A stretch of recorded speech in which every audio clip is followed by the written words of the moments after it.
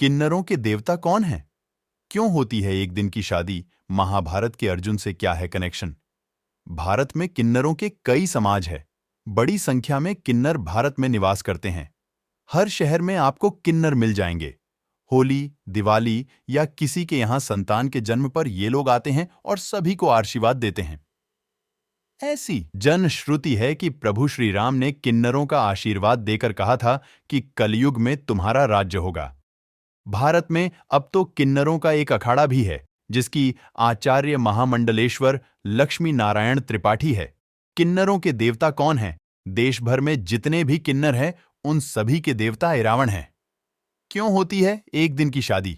वर्ष में एक दिन ऐसा भी आता जब किन्नर रंग बिरंगी साड़ियां पहनकर और अपने जूड़े को चमेली के फूलों से सजाकर इरावन से शादी करती है। हालांकि यह विवाह मात्र एक दिन के लिए होता है। अगले दिन इरावण देवता की मौत के साथ ही उनका वैवाहिक जीवन खत्म हो जाता है। मान्यता है कि इसी दिन इरावण की महाभारत के युद्ध में मौत हो गई थी।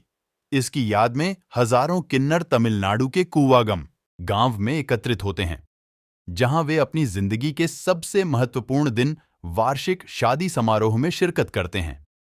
पौराणिक मान्यता अनुसार भगवान कृष्ण ने औरत का रूप धारण कर नाग राजकुमार इरावण से शादी की थी।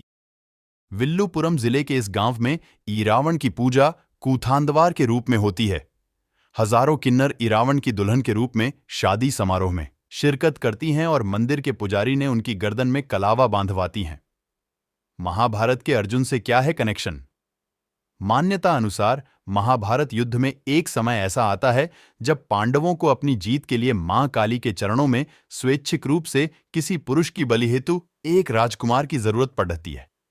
जब कोई भी राजकुमार आगे नहीं आता है तो इरावण खुद को इसके लिए प्रस्तुत कर देता है, लेकिन वह इसके साथ ही एक शर्त भी रख देता है कि वह अविवाहित नहीं मरेगा। इस शर्त के कारण यह संकट उत्पन्न हो जाता है कि यदि किसी राजा की बेटी या सामान्य स्त्री से उसका विवाह किया जाता है कि वह तुरंत ही विधवा हो जाएगा। ऐसे में कोई भी पिता इरावण से अपनी बेटी के विवाह के लिए तैयार नहीं होता है। तब भगवान कृष्ण स्वयं मोहिनी रूप में इरावण से विवाह करते हैं। इसके बाद इरावण अपने हाथों से अपना शीश मां काली के चरणों में अर्पित कर देता है।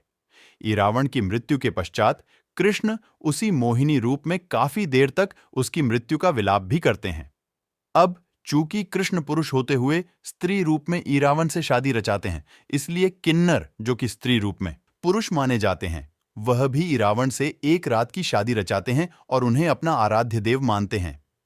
लेकिन यह कथा कितनी सच है यह कोई नहीं जानता, क्योंकि महाभारत में तो इरावण की मौत के राज्य कुछ और ही है।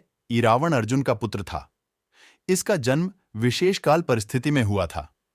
दरअसल एक बार अर्जुन ने युधिष्ठिर और द्रौपदी को एकांत में देखकर वैवाहिक नियम भंग कर दिया था, जिसके चलते उन्होंने स्वेच्छापूर्वक एक वर्ष के लिए तीर्थ भ्रमण स्वीकार कर इंद्रप्रस्थ छोड़ दिया। एक दिन वे हरिद्वार में स्नान कर रहे थे कि तभी नागराज कौरव्य की पुत्री नागकन्या उलूपी ने उन्हें देखा और वह उन पर मोहित हो गई। ऐसे में वह उन्हें खींचकर अपने नागलोक में ले गई और उसके अनुरोध करने पर अर्जुन को उससे विवाह करना पड़ा। अर्जुन ने नागराज के घर में ही वह रात्रि व्यतीत की। फिर सूर्योदय होने पर उलूपी के साथ अर्जुन नागलोक से ऊपर को उठे और फिर से हरिद्वार गंगा द्वार में गंगा के तट पर आ पहुंचे।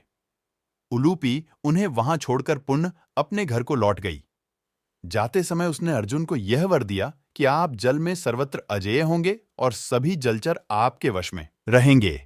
अर्जुन और नागकन्या उलूपी के मिलन से अर्जुन को एक वीरवार पुत्र मिला, जिसका नाम इरावान रखा गया। भीष्म पर्व के 90वें अध्याय में संजय धृतराष्ट्र को इरावान का परिचय देते हुए बताते हैं कि इरावान नागराज कौरव्य की पुत्री उलूपी के गर्भ से अर्जुन द्वारा उत्पन्न किया गया था। नागराज की वह पुत्री उलूपी संतानहीन थी। उसके मनोनीत पति को गरुड़ ने मार डाला था, जिससे वह अत्यंत दीन एवं दयनीय हो रही थी।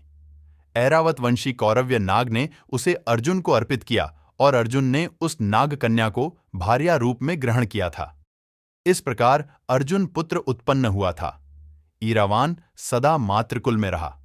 वह नागलोक में ही माता उलूपी द्वारा पाल पोस कर बड़ा किया गया और सब प्रकार से वहीं उसकी रक्षा की गई थी। इरावान भी अपने पिता अर्जुन की भांति रूपवान, बलवान, गुणवान और सत्य पराक्रमी था।